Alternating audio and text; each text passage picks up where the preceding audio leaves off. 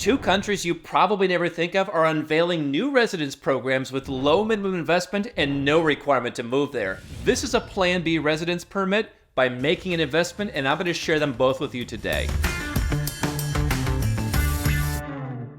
And just as the title says, we're going to talk today about countries that are a bit more exotic, places that you might have never thought about moving to, but in my opinion, could make sense for certain people to have the option, but not the requirement, to live in countries that are totally different while making an investment that, if done well, could be profitable. And we're talking about a new residence program in Egypt and a proposed residence program in Turkey. Let's start with Egypt. So Egypt's government this May came out with a new residence program to complement its citizenship program. We've told you before, if you're willing to invest a six-figure amount into things like real estate or a bank deposit or other investments in Egypt, you can get what's called citizenship by investment.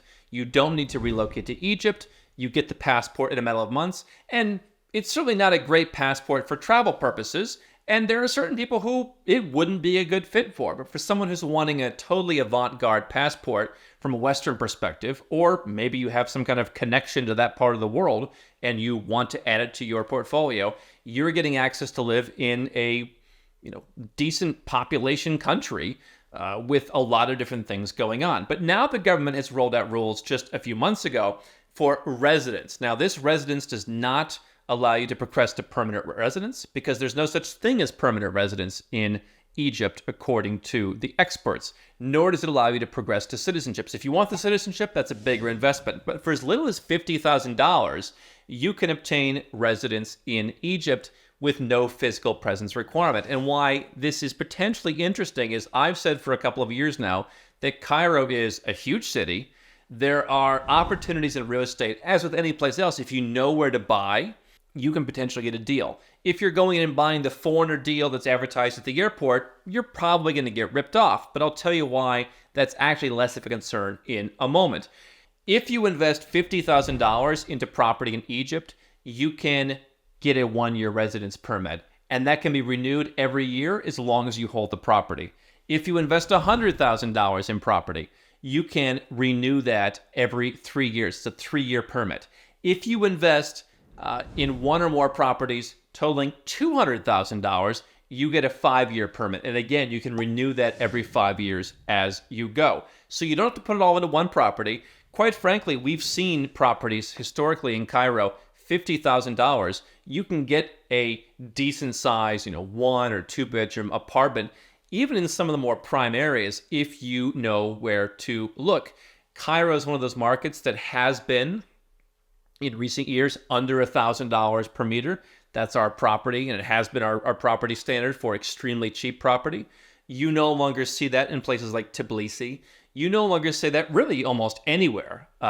If you're buying really large properties, as I did in Malaysia a few years ago, you can get Malaysia to be kind of, sort of, a little bit, down in the low $1,300, $1,400 per meter. But in Egypt, one of the cheapest places. And Cairo, one of the absolute cheapest places to live in the world. I've been to Cairo. It is a little bit chaotic. I happen to think that's not a bad thing about a place to invest, because Cairo is one of the mega cities of the world with huge population in a country that also has a pretty good sized population. People are moving to Cairo. The population you think Cairo isn't the real population, because people aren't registered and move there, and there's going to be a demand for real estate.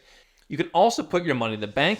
$50,000 gets you a 1-year permit, renewable as long as you keep the money. $100,000 for a 3-year permit. Now, one of the issues that I said I would address in Egypt is you have to buy a certain kind of property. And the government at one point said it's like property from the government. What they're really talking about is property that is registered. So off-plan properties, for example, do not qualify. There's actually a relatively small percentage of property in Egypt is actually registered.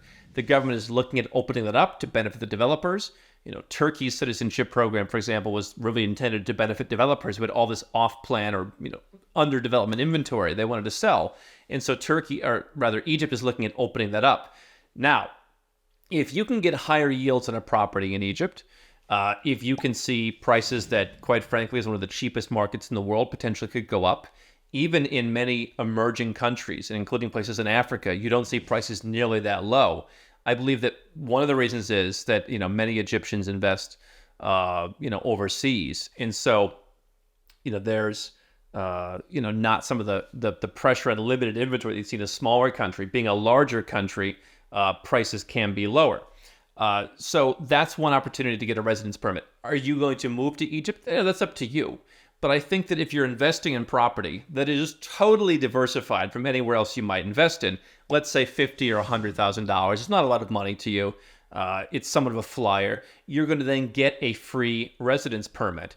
Hey, listen, you never know when there could come a time when you might need that. I mean, certainly Egypt was more open during much of the pandemic than a number of countries because they wanted the tourism. And so you could have gone there and that could have been your place. And there are certainly plenty of tourist resorts on the Red Sea that people go to, particularly people from the post-Soviet countries. So some nice places you can go and hang out there. Some beautiful, they tell me there's beautiful diving.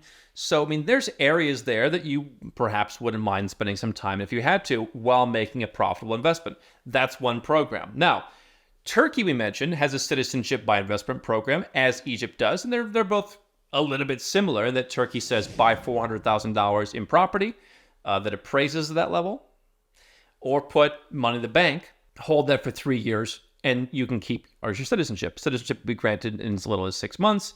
It is not easy, but it's straightforward. And so Turkey gives you a passport that is superior to Egypt's. Turkish citizenship, by the way, with the Turkish passport, you're not going to the US, you're not going to Europe. You can go to pretty much anywhere in Asia, pretty much anywhere in Eastern Europe and Central Asia, many places in the Middle East, and every single country in South America and most of Central America and the Caribbean. So for someone who is looking for something that's not Western aligned, that's neutral geopolitically right now, Turkey's not a bad passport.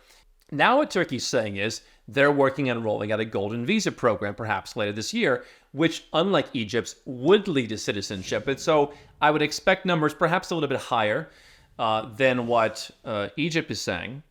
But perhaps you could invest $100,000 or $150,000 in property and get a golden visa. We will see how many years it will take before that could lead to Turkish citizenship. But the idea would be under this golden visa, there would be no physical presence requirement. It will be interesting to see what the rules about this will say. But the price of Turkish citizenship rose for the citizenship by investment program from $250,000 to $400,000 not that long ago because there was so much demand, particularly from Russians, who that was really kind of one of the only programs that would accept them. Lots of people are buying property. Istanbul is another city. It's a mega city. It's perhaps, compared to Cairo, I actually like both. But Istanbul, I would imagine, for most people used to living in the West, much more familiar. Was just there for about a couple weeks ago. Very enjoyable. I would not want to live there for the rest of my life, but certainly, you could live there again if that was a place that was more open. Whatever. Both of these, by the way, Cairo to a lesser extent, but Istanbul certainly are international airline hubs. I like that about it. So, I mean, really for me, anywhere I go in the world, Bogota to Kuala Lumpur, one stop, Istanbul. What if there's a problem? What if I need to get back somewhere and other airports are closed? You can go back to your country of residence or citizenship, and you can do that. I mean, Egypt Air does not fly to as many places, but they are a hub. If sometimes you're flying from Europe to Asia or whatever, you can go through Cairo. There's a lot of things. Mega city, growing, extremely low price. I mean, Istanbul, some of the areas were under $1,000 a meter. They're not anymore, thanks to what's happening in Russia and Ukraine. But still, even though it's more expensive now, pretty cheap by global standards, property in Istanbul for mega cities, international hubs. And so Turkey continues to have the citizenship program.